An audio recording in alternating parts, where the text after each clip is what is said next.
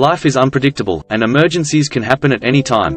Whether it's a medical emergency, a natural disaster, or a sudden job loss, having an emergency fund can provide peace of mind and financial security during challenging times.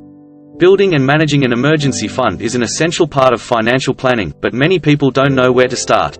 They are designed to provide you with a cushion in the event of a financial emergency such as unexpected job loss, medical bills, car repairs, or any other unexpected expense. Having an emergency fund in place can help you avoid going into debt or using high-interest credit cards to cover these expenses.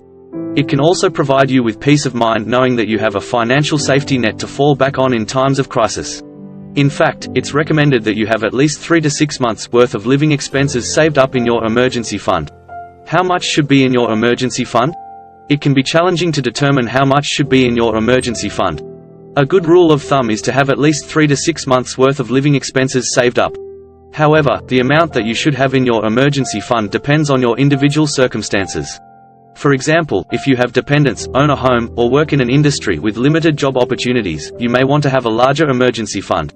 On the other hand, if you have a stable job, no dependents, and low expenses, you may feel comfortable with a smaller emergency fund. When deciding how much to save, it's important to consider all of your expenses, including housing, utilities, food, transportation, insurance, and any other necessary bills. You should also take into account any potential emergencies, such as medical bills or car repairs. 3. How to start building your emergency fund. Starting an emergency fund may seem like a daunting task, but it doesn't have to be. The first step is to set a goal for how much you want to save. A good rule of thumb is to aim for at least 3 to 6 months' worth of living expenses. To make this goal feel more achievable, break it down into smaller milestones. For example, aim to save $500 in the first month, then $1,000 by the end of the third month, and so on until you reach your ultimate goal. Next, create a budget to help you understand where your money is going each month. This will help you identify areas where you can cut back on expenses and redirect that money towards your emergency fund. Consider cutting back on non-essential expenses, such as eating out or subscription services, and redirecting that money towards your emergency fund. Where to keep your emergency fund? When it comes to building an emergency fund, one question that often arises is where to keep the money. The first option is to keep the money in a traditional savings account. This is a safe option, as savings accounts are FDIC insured, meaning that your money is protected up to $250,000 in the event that the bank fails. However, savings accounts usually have lower interest rates compared to other options, meaning that your money won't grow as quickly. Another option is to keep the money in a money market account. These accounts offer higher interest rates compared to savings accounts, but they may require a higher minimum balance and can come with fees if you don't maintain that balance. Money market accounts are also FDIC insured, so your money is still protected. Certificates of deposit (CDs) are also an option for emergency funds. These offer higher interest rates than both savings and money market accounts, but they come with a catch: you can't access your money until the CD matures, which can be anywhere from a few months to several years.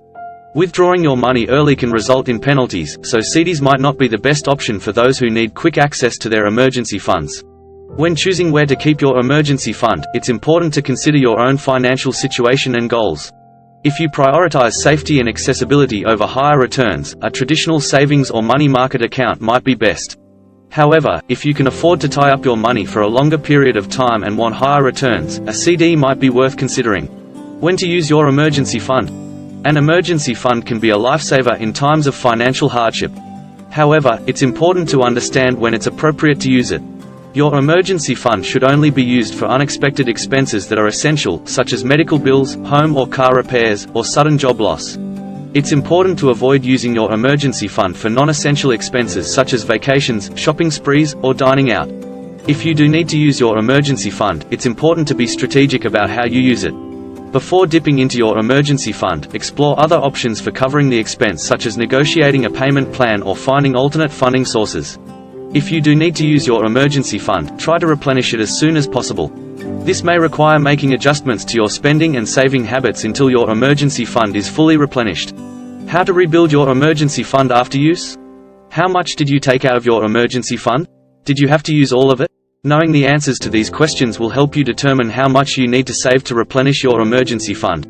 Once you know how much you need to save, set a goal and create a budget plan around it. If it's feasible, try to set up an automatic transfer to your emergency fund every month. This will help you avoid any temptation to use the money for other purposes. Another way to rebuild your emergency fund is to cut back on expenses. Look for ways to reduce your spending, such as canceling unused subscriptions, eating out less, or finding cheaper alternatives for your necessities. The money you save from cutting back can be redirected towards your emergency fund. You can also consider increasing your income. This can be done by taking on a part-time job, selling unused items, or pursuing a side hustle. The extra income can be used to rebuild your emergency fund. Building an emergency fund may require some sacrifice and discipline in the short term, but the benefits in the long term are immeasurable. You'll have a cushion to fall back on in case of job loss, medical emergencies, or any other unexpected circumstances that life may throw your way. It can also help you avoid going into debt and having to pay high interest rates on credit cards or loans. Having an emergency fund is about being proactive and taking control of your financial future. So, start building your fund today and enjoy the peace of mind that comes with being prepared for anything life may throw your way. That's all for today's video. We hope you find this information helpful. Feel free to leave a comment below. Don't forget to like this video, subscribe to our channel for more tips and insight.